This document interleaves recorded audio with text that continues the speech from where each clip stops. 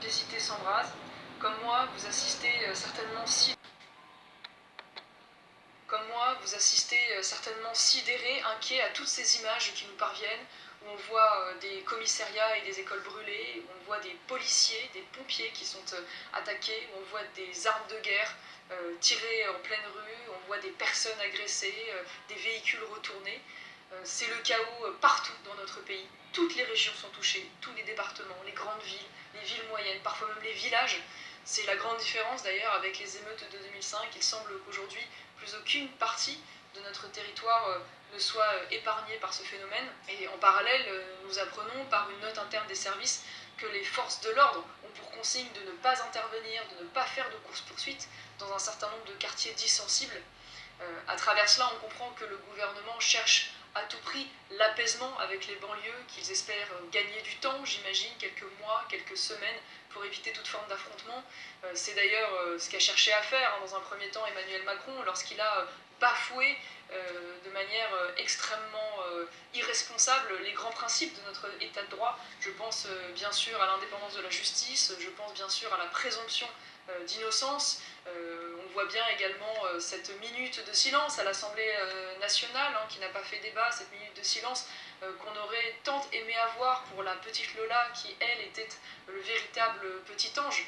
Et peut-être plus grave encore, on voit aujourd'hui toute une partie de la classe politique française, je pense bien sûr à l'extrême gauche, à la NUPES, à Jean-Luc Mélenchon, qui défendent les émeutiers, qui justifient ces comportements d'agression et de violence, qui parlent de colère légitime, qui expliquent qu'on serait là devant une révolte sociale, une révolte économique, alors qu'en réalité, ce n'est absolument pas la situation que nous vivons.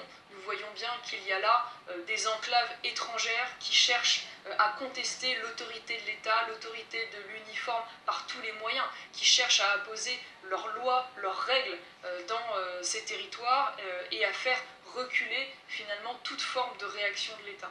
Et je crois que le moment extrêmement grave que nous sommes en train de vivre doit nous permettre de poser des mots sur une angoisse à bas bruit que nous avons tous, qui est celle de la perspective d'une guerre civile.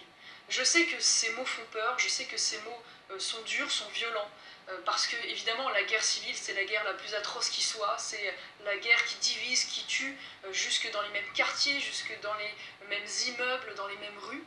C'est donc évidemment une perspective atroce que nous ne souhaitons absolument pas, mais je pense que si nous voulons apporter une juste réponse à tout ce qui est en train d'arriver, nous devons être capables de regarder cette réalité en face qui chaque jour s'avance de plus en plus vers nous.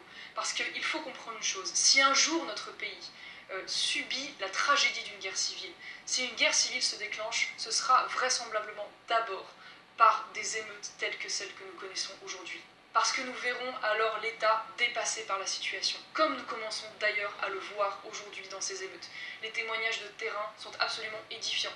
Les forces de l'ordre nous expliquent qu'elles sont submergées, qu'elles n'ont pas assez de munitions. Et donc qu'est-ce qui va se passer le jour où, dorénavant, l'État ne parviendra plus du tout à porter secours aux concitoyens? Eh bien, ce sera le point de bascule. Les citoyens décideront de se protéger eux-mêmes. Parce qu'ils ne supporteront plus de voir leurs voitures brûlées, de voir leur commerce pillé, de voir leurs proches agressés. Et donc, ils n'attendront plus de l'État l'exercice de la violence légitime qui, aujourd'hui, nous permet de cohabiter. Et donc, je crois que le plus important est de faire le diagnostic de toutes les raisons qui nous ont conduits et continuent de nous conduire vers cette situation. Je pense bien sûr à l'immigration de masse que nous subissons depuis des décennies. Je pense au laxisme judiciaire, je pense à l'offensive islamiste qui a gangréné, qui continue de gangréner aujourd'hui de très nombreux quartiers. Je pense au clientélisme électoral de trop nombreux élus qui alimentent là aussi le communautarisme. Je pense à ce discours de repentance, d'autoflagellation anti-français qui là aussi nourrit finalement ce sentiment anti-français et ce ressentiment à l'égard de notre passé et de notre nation. Si nous ne nous attaquons pas à tous ces sujets, si nous n'apportons pas une réponse radicale, alors malheureusement, je le crains, inexorablement, nous avançons vers cette perspective de guerre civile. Mais la réponse immédiate que le gouvernement doit avoir le courage de prononcer, c'est l'instauration de l'état d'urgence, pour protéger immédiatement nos concitoyens, pour donner les moyens aux forces de l'ordre de répondre à la mesure de la gravité de ce que nous vivons. Parce que si nous ne faisons pas cela, nous prenons le risque, comme en 2005, d'attendre. En 2005, souvenez-vous, ce sont 10 jours avant que l'état d'urgence ne soit prononcé. Et des dégâts matériels, de dégradation matérielle, nous risquons de passer demain à des attaques physiques, à des agressions, peut-être des viols, avec le risque bien sûr de voir des morts, non seulement parmi la population, mais aussi, c'est un miracle que ce ne soit pas encore arrivé, parmi les forces de l'ordre. Et là, évidemment, ça risque de dégénérer et ce sera un drame, bien sûr, pour notre pays. Donc que le gouvernement... السلام عليكم ورحمة الله وبركاته. مساء الخير إخواني أخواتي، صلوا على رسول الله عليه الصلاة والسلام. هذه الحفيدة تاع جون ماري لو بان العنصري اللي عنده حزب تاع الاكستريم دروات تخرج عن صمتها و تحث يعني الحكومة بتاخذ يعني قرارات قاسية ضد المتظاهرين إلى غير ذلك.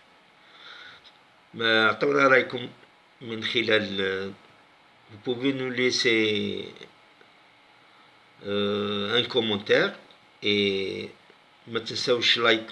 ماذا بيا يوصل هذا الفيديو إلى 10,000 لايك باش يوصل إلى كل الجزائريين والمغتربين وكل من يهمه هذا الأمر،